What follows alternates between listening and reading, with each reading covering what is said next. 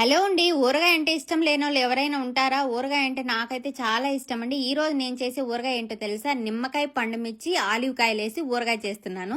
డిఫరెంట్‌గా ఉంటది. టేస్ట్ అయితే సూపర్ ఉంటదండి. ఎలా చేశానో చూపిస్తాను చూసేయండి.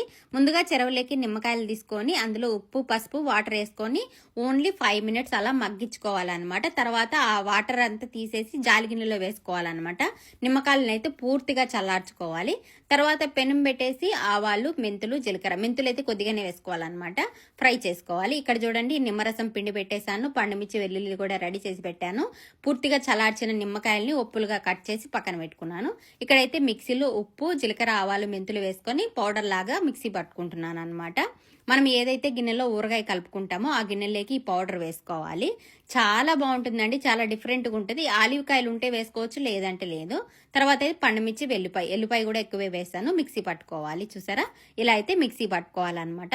ఇక్కడ చల్లార్చుకొని కట్ చేసుకున్న నిమ్మకాయ ఉప్పులను కూడా వేసుకొని మొత్తం బాగా ఆ మసాలాల్లో పట్టించాలన్నమాట. తర్వాత పండుమిర్చి పేస్ట్ను కూడా వేసుకొని బాగా కలిసేలాగా కలుపుకోవాలి.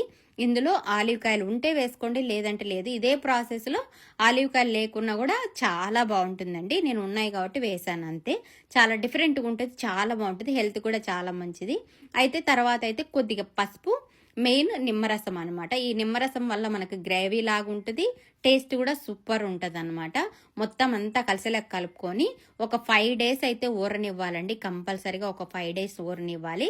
నెక్స్ట్ వీడియోలో ఎలా వచ్చింది ఏంటి అనేది చూపిస్తాను, చూసేయండి. సూపర్ ఉంటుందండి. Thank you for watching. Please support. Bye.